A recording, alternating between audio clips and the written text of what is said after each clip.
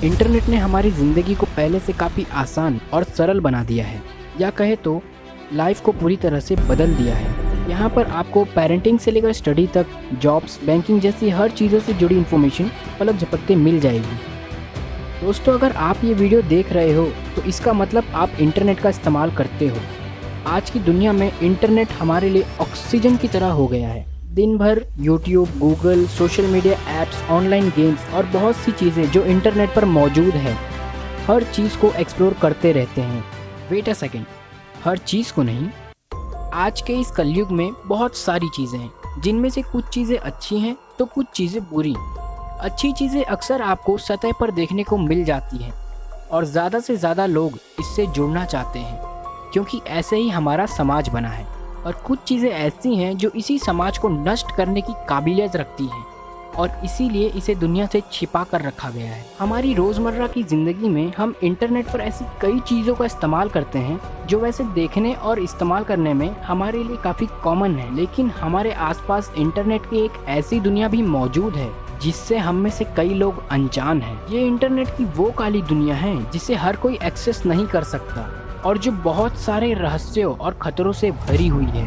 और इनफैक्ट मैं तो ये भी कहूँगा कि इन सब चीज़ों के बारे में ना जानना भी एक तरह से सही है, क्योंकि नेगेटिविटी आपके दिमाग में नहीं आएगी। लेकिन नहीं जाने बिना रहना भी आज के इस युग में एक तरह से बेवकूफ़ी होगी, क्योंकि आपको दुनिया का एक अंदाज़ा होना भी ज़रूरी है ताकि आप सतर्क रह सको और इन सब चीज़ों के बारे में जानकर अपने आप को स्ट्रॉन्ग बना सकोगे और सही और गलत में सटीक अंतर निकाल सकोगे।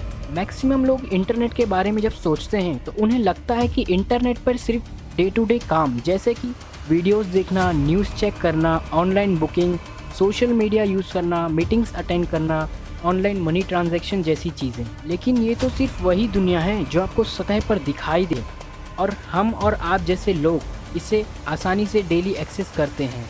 लेकिन इस सतह के नीचे गहराई में इंटरनेट की एक काली दुनिया है, जहां टेररिस्ट, क्रिमिनल्स, मानसिक रोगी, विनाश चाहने वाले लोग, टॉप सीक्रेट जासूस, हाई सिक्योरिटी वाले लोग, ड्रग डीलर्स एक्सेट्रा एक्सेट्रा हर थिंग एक्सेस करते हैं। लेकिन मैं और आप चाहकर भी उन्हें ट्रैक नहीं कर सकते। हम तो क्या दुनिया की बेस्ट से बेस्ट पुलिस एजेंसीज भी नहीं। दोस्तों, इंटरनेट पर डीप वेब, डार्क वेब जो चीज़ें हैं, इनका अपना भी एक इतिहास है और बिना इतिहास जाने वीडियो देखने में मज़ा नहीं आएगा। तो चलिए पहले इसके इतिहास के बारे में जान लेते हैं। फ्रेंड्स, डार्क वेब अभी हाल ही में पब्लिकों के बीच में पॉपुलर होना शुरू हुआ है, लेकिन इसका मतलब ये नहीं कि इससे पहले ये एग्जिस्ट ही नहीं करता था। डार्क वेब का कंसेप्ट उतना ही पुराना है जितना कि इंटरनेट खुद। मतलब इसकी फाउंडेशन भी तभी डाल दी गई थी जब 1969 में यूएसए की डिफेंस डिपार्टमेंट ने आर्पानेट को जन्म दिया था। आर्पानेट यानी advance research project agency network, एक ऐसा नेटवर्क जो बाद में इंटरनेट का आधार बना। इसका कंसेप्ट भी दूसरों से सीक्रेट्स को छुपाना ही था और इस टेक्नोलॉजी का सबसे पहला मिसयूज़ हुआ 1972 में, जब कैलिफोर्निया की स्टैनफोर्ड यूनिवर्सिटी के स्टूडेंट ने इसकी मदद से अपने फ्रेंड को ऑनलाइन मैरिजुआना बेचा। और आपको बता दूं कि ये इंटरनेट की दुनिया का सबसे पहला ऑनलाइन सेल था। इंटरनेट की दुनिया डेवलप हो ही रही थी और ये काली दुनिया इसी के छाये में आकार ले रही थी। 90s में ऑनलाइन म्यूजिक काफ़ी पॉपुलर हो रहा था और इसी के साथ इंटरनेट की शेयरिंग्स थी। हालांकि डार्क वेब इंटरनेट पर अभी तक अपना अस्तित्व नहीं लिया था और इसकी शुरुआत हुई मार्च 2000 में, जब स्कॉटलैंड के एडनबर्ग यूनिवर्सिटी के स्टूडेंट लेन क्लार्क ने अपने ग्रेजुएशन प्रोजेक्ट के रूप में फ्री नेट को प्रेजेंट किया था। फ्री नेट एक सेंसरशिप रेजिस्टेंस कम्युनिकेशन प्लेटफॉर्म है, जिसका मतलब इंटरनेट पर फ्रीडम ऑफ सर्विस को सपोर्ट करना था। यहाँ पर लोग अपनी पहचान बताए बिना कुछ भी कर सकते थे, किसी का कोई डर नहीं। इसे बनाने के पीछे कोई मकसद हो या ना हो, लेकिन अब लोगों को एक ऐसा प्लेटफॉर्म मिल गया था जहां बिना कोई टेंशन के इल्लीगल और पायरेटेड कंटेंट्स को खुलेआम शेयर किए जा सकते थे, क्योंकि किसने कंटेंट डाला है ये कोई पता नहीं कर सकता था।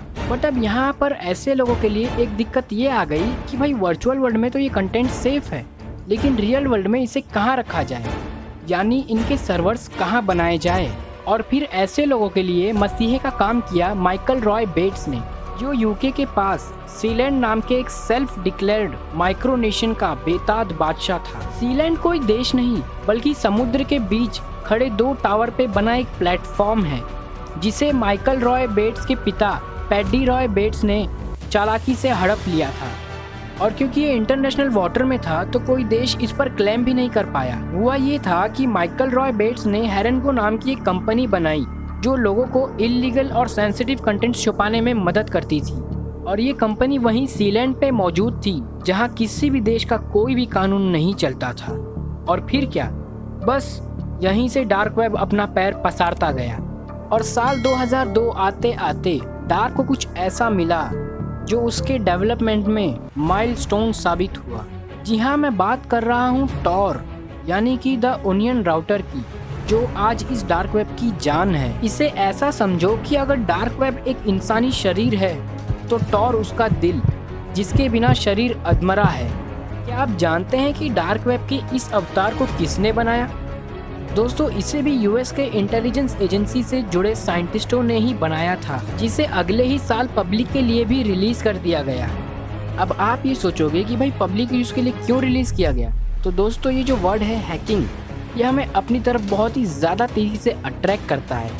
और फिर चाहे कोई भी हैकर हो, ब्लैक हैक हैकर या वाइट हैट हैकर, हमें लगता है कि वो कितना आसानी से कंप्यूटर में कुछ भी कर सकते हैं, तो क्यों ना हम भी वैसा ही कुछ करें। और वैसे तो हमें उस चीज़ की ज़रूरत भी नहीं होती है, लेकिन ये हैकिंग का नाम सुनते ही चुलबुली मच जाती है और ना चाहते हुए भी नॉर्मल पब्लिक उसमें दाखिल हो जाती है। और इससे गवर्नमेंट एजेंसी को ही फ़ायदा है, क्योंकि ज़्यादा ट्रैफिक होने की वजह से कोई हैकर उन्हें ट्रैक भी नहीं कर पाता। और इसी तरह धीरे धीरे डार्क वेब के क्रिएशन की सारी कड़ियाँ जुड़ते जा रही थी। बहुत से इलीगल काम इन वेबसाइट्स पर खुलेआम हो रहे थे, लेकिन अब भी एक चीज़ की कमी थी और वो था पैसा।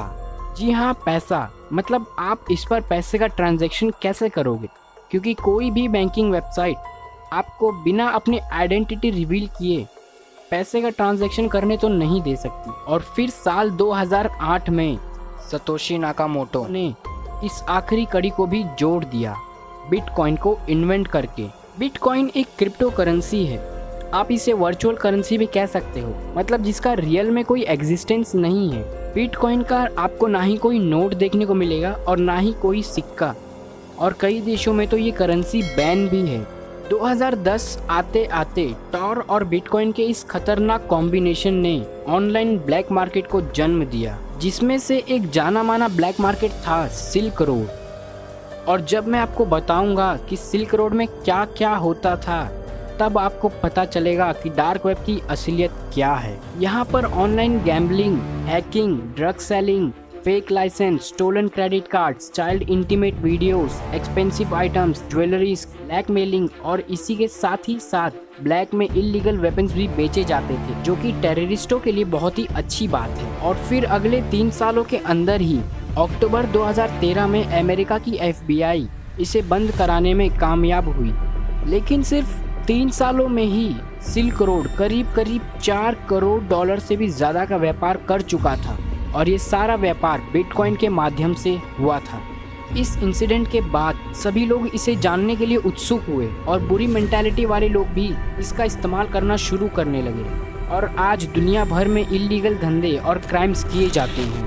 डार्क वेब के इस्तेमाल की वजह से दुनिया के लगभग 10 लाख लोग हर दिन प्रभावित होते हैं। और अगर हम बात करें अपने ही देश की, तो एक रिपोर्ट के मुताबिक डार्क वेब के मिसयूज़ की वजह से भारत हर साल करीब 2000 करोड़ का नुकसान झेल रहा है।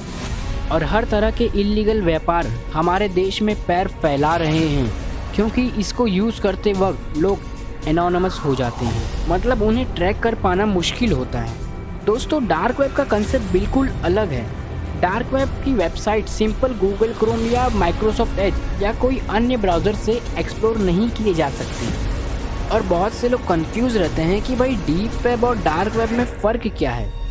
तो डीप वेब और डार्क वेब में उतना ही फ़र्क है जितना कि ज़मीन और आसमान में फ़र्क होता है। वीडियो ज़्यादा लंबा ना हो, इसलिए surface web, deep web, dark web क्या होता है ये मैं अपने नेक्स्ट वीडियो में बताऊँगा।